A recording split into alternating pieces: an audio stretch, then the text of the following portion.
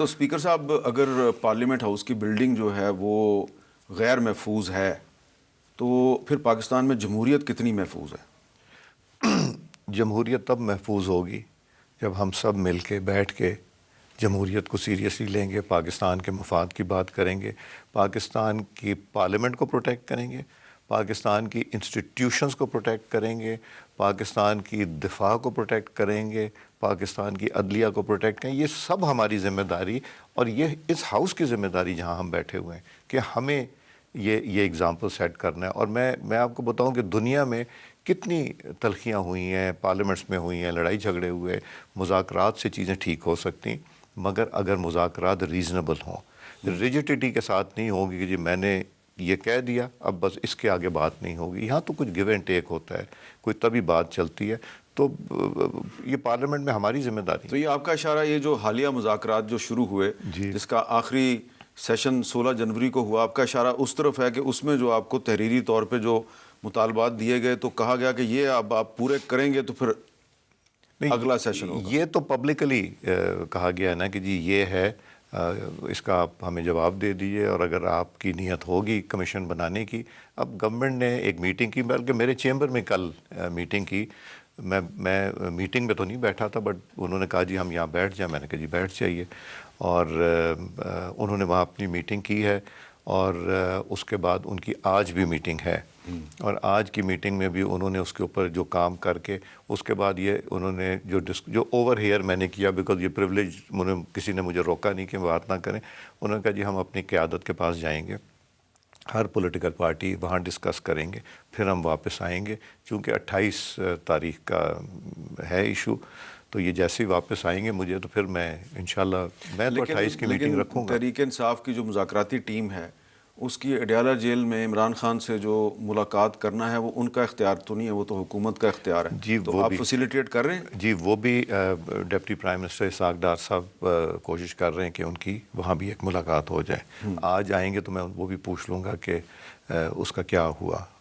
اچھا، کچھ اور بھی ایشوز ہیں. مثلا دیکھیں کہ اختر مینگل صاحب نے استعفیٰ دیا تھا قومی اسمبلی کی رکنیت سے، اور الیکشن کمیشن نے ان کو فارغ کر دیا ہوا ہے. یعنی کہ انہوں نے تو نوٹیفیکیشن کر دیا کہ جی نو مور ممبر آف دی. نہیں کیا. نہیں، وہ آئے تھے سیکرٹری صاحب کے پاس آئے تھے، اور میں پھر ان کے پاس بھی گیا تھا، میں نے ان کو فون بھی کیا ہے، اور میں نے تو ان سے یہی گزارش کی کہ آپ یہ پلیٹ فارم کیوں چھوڑتے ہیں؟ آپ کو پلیٹ فارم ہے، آپ نے جو بات کرنی کریں. نیچرلی میں تو وہ اجازت دوں گا نا کہ جو کانسٹیٹیوشن میں اور رولز میں لکھا ہوا ہے اس سے تجاوز جب کریں گے تو میری مجبوری ہوگی اپنی ذمہ داری پوری کرنا. اگر میں ان کو لانے پہ کر سکتا ہوں تو پھر میں روکنے بھی میری ذمہ داری. میں ان سے رابطے میں بھی ہوں، میں ان کو میسج بھی کرتا ہوں. ان کی اہلیہ علیل تھیں تو وہ انشاءاللہ جب بھی آئیں گے میں ان سے خود بھی ملوں گا. میں نے میسج بھی ان کو کیا ہے کہ آپ آئیں، تشریف لائیں، اور اس ہاؤس کا حصہ بنیں جہاں کہ آپ الیکٹڈ ایک ممبر ہیں. تو میں تو یہ ایفرٹ کرتا رہوں گا انشاءاللہ. لیکن جب اختر مینگل صاحب اس ہاؤس میں بات کرتے ہیں تو پی ٹی وی پہ ان کو میوٹ کر دیا جاتا ہے. جب وہ پی ٹی وی پہ میوٹ ہوتے ہیں تو باقی چینل بھی ان کو نہیں دکھا سکتا. تو آپ کہتے ہیں آپ ہاؤس میں آ کے بات کریں، تو جب وہ ہاؤس میں آ کے بات کرتے ہیں تو ان کی بات تو پاکستانیوں تک پہنچتی نہیں ہے. دیکھیں ہمارا تو لائیو سٹریمنگ ہو رہی ہوتی ہے نا نیشنل اسمبلی کی، جہاں وہ کوئی ایسی بات کرتے ہیں، یہ میری انسٹرکشنز ہیں، میں رسپانسبلٹی اس کی لیتے ہوں، جو ہماری جس طرح فار ایگزامپل جوڈیشری کے خلاف اگر کرتے ہیں، اگر ہماری آرم فورسز کے خلاف کرتے ہیں، یا کوئی ایسا لفظ استعمال کرتے ہیں جو غیر تو میں تو روکوں گا. یہ میری ذمہ داری ہے، یہ میرے اوپر ایک لازم ایک فرض ہے، تو وہ میں روکوں گا. تو میں یہی کرتا ہوں. اس کے علاوہ تو باقی لائیو سٹریمنگ ہو رہی ہوتی ہے. تو اس میں قانون کیا کہتا ہے کہ ایک ایم این اے جو ہے وہ استعفیٰ دے کے چلا جاتا ہے اور پھر نہیں آتا واپس، تو اسپیکر کتنے عرصے تک اس کا استعفیٰ اپنے پاس ہی رکھ سکتا ہے اور اس کو قبول نہیں کر سکتا؟ میر صاحب آپ تو میرے ساتھ یاد ہے وہ 2014 والے میں. اسی لیے تو میں کر رہا ہوں، اسی لیے سوال کر رہا ہوں کہ جب پی ٹی آئی والوں نے 2014 میں استعفے دیے تو آپ ان کے اوپر بیٹھ گئے. ابھی بھی میں بیٹھا ہوا. نمبر 1 ان کو میرے پاس خود آنا ہے.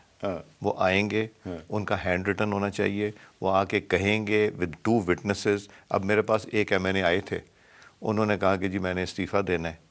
تو میں نے کہا یہ طریقہ نہیں، آپ کو میں ٹائم دیتا ہوں. میں نے نوٹس ان کو کیا، وہ میرے پاس تشریف لائے، وہ لے کے آئے. میں نے 3 افسر اپنے پاس بٹھائے. میں نے کہا جی کیا؟ انہوں نے ہینڈ ریٹن مجھے پکڑایا. میں نے کہا جی آپ کے ہینڈ، میں نے پوچھا آپ کے اوپر کوئی پریشر تو نہیں؟ انہوں نے کہا نہیں. میں کہا کوئی زبردستی تو نہیں دے رہے؟ نہیں. آپ کی پارٹی کا پریشر؟ انہوں نے کہا نہیں. تو میں نے ان وٹنسز کے سامنے ان کو کہا جی اس کو پروسیس کریں. تو وہ پروسیس. یہ کب کی بات ہے؟ یہ پچھلے ہفتے 10 دن کی بات ہے. ایک مائنورٹی کے تھے فرام MQM. تو ابھی بھی یہ ساری کنڈیشنز پوری کرنی ہوتی ہیں. یہ بڑی مشکل کنڈیشنز ہیں. اس میں یہ بھی لکھا ہے, یہ سپریم کورٹ کی ججمنٹس میں نے لی تھیں جب 2014 کی میں نے رولنگ دی تھی, اور وہ پھر چیلنج ہو گئی تھی. ہمارے ظفر علی شاہ صاحب نے چیلنج کیا تھا. اس پہ اطہر منیلا صاحب نے اس کو اسلام آباد ہائی کورٹ میں لیکن اختر مینگل صاحب نے تو ہاؤس میں آ کے استعفیٰ دیا ہے. نہیں, ہاؤس میں نہیں دیا. ہاؤس میں نہیں دیا؟ نہیں, انہوں نے سیکٹری نیشنل اسمبلی سیکٹری کو دیا آ کے, یعنی کہ بلڈنگ پارلیمنٹ ہاؤس کے اندر تو آئے نا, ان کے دفتر میں آ کے. ان کے دفتر میں آ کے دیا. تو آپ کے خیال میں ان کو آ کے آپ کو دینا ہے؟ جی, جب وہ کہیں گے تو میں نوٹس ایشو کروں گا. نوٹس کے بعد لیکن جب وہ آپ کے پاس آئیں گے تو پہلے تو آپ ان کو کہیں گے کہ بھائی نہ دو. نہیں, میں ان کو انسسٹ کروں گا نہ دو. میں مجبور کروں گا, میں کنونس کرنے کی کوشش کروں گا. یہ ویسے اچھی بات ہے, لیکن آپ یہ نہیں سمجھتے کہ اختر مینگل صاحب اور باقی جو ان کے صوبے کے لوگ ہیں ان کو ایسی انوائرمنٹ دینی چاہیے ریاست پاکستان کو کہ وہ جب الیکٹ ہو کے اس ہاؤس میں آتے ہیں تو تھوڑے مہینوں کے بعد ہی وہ استعفیٰ دے کے نہ چلے جائیں؟ میں ایگری کرتا ہوں آپ سے, اور مجھے ہر طرف سے سپورٹ ہے.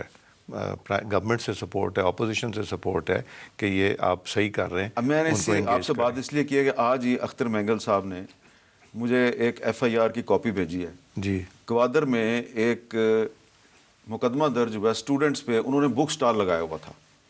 تو اگر بک سٹال لگانے پہ اسٹوڈنٹس کو پولیس گرفتار کر کے ان پہ FIR درج کرے گی تو اس صوبے کا جو MNA ہے اس کا کیا کام ہے اس اسمبلی میں؟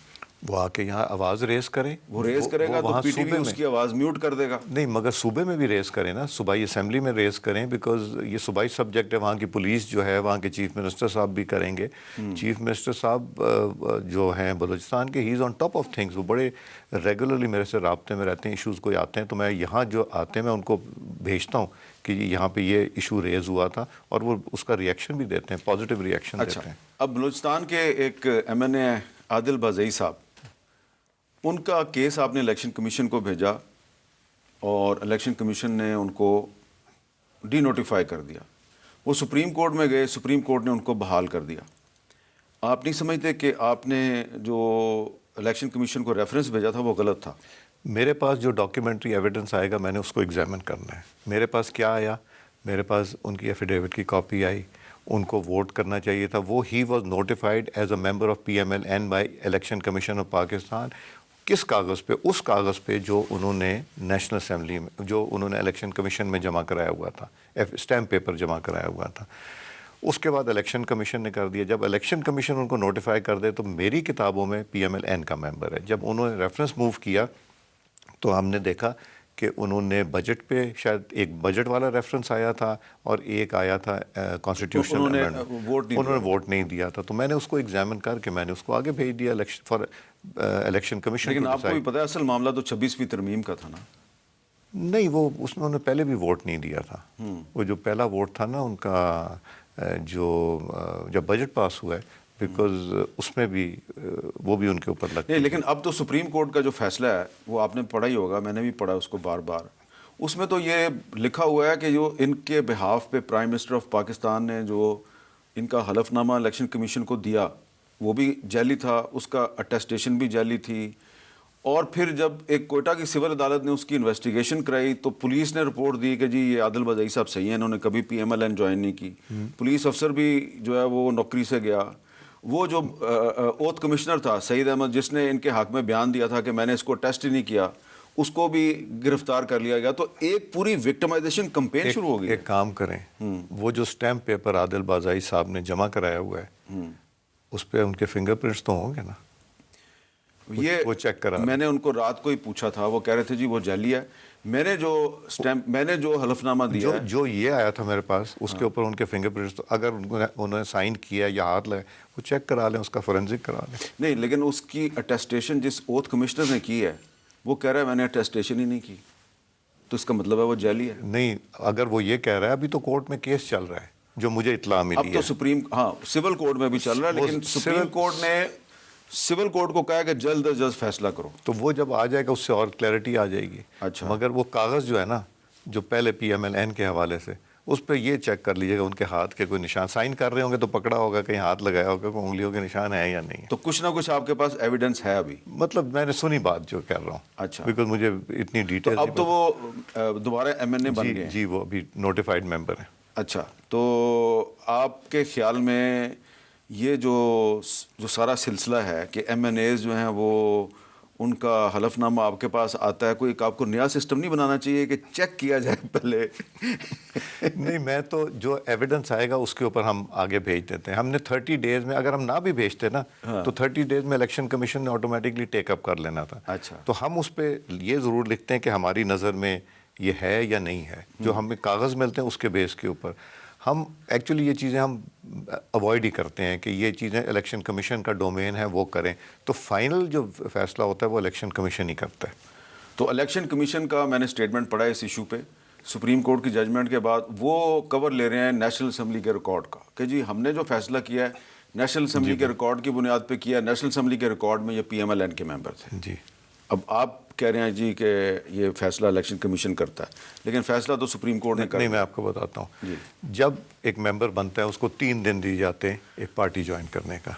اس 3 دن میں اس نے اپنے کاغذ جمع کرانے تھے میں کس پارٹی کا ہوں. اگر عادل بازائی صاحب نے وہاں پہ جمع کرایا تھا تو وہ PMLN کا تھا. ہمارے پاس جب آیا تو وہ PMLN کا شو ہو رہا تھا. تو ہم نے ان کو گورنمنٹ سائٹ پہ دے دیے، سیٹ بھی وہاں پہ الوکیٹ کر دی. اب بعد میں اگر وہ اٹھ کے ادھر چلے گئے یا ان کا کیا، نہ صرف اٹھ کے ادھر گئے بلکہ وہاں پہ کھڑے ہو کے تقریر کرتے رہے حکومت کے خلاف، اور ان کو اجازت بھی ملتی رہی. نہیں، ہم تو اگر کوئی کرنا چاہے ادھر سے ادھر جانا چاہے تو ہم دے دیتے ہیں. وہ تو ہم کو انسسٹ کرے کہ جی میں ادھر کرنا چاہتا ہوں، ہم اس پہ نہیں روکتے. ہم تو صرف تب جب جب یہ انہوں نے بجٹ کے اوپر نہیں کیا، یہ بات ہوئی ہے میرے پاس ایک ریفرنس آیا پھر واپس چلا گیا، ہم نے کوئی ایکشن نہیں لیا. جب انہوں نے دوسرا ریفرنس موو کیا تو پھر ہم نے اس کو 30 ڈیز میں فارورڈ کرنا تھا، ہم نے کر دیا.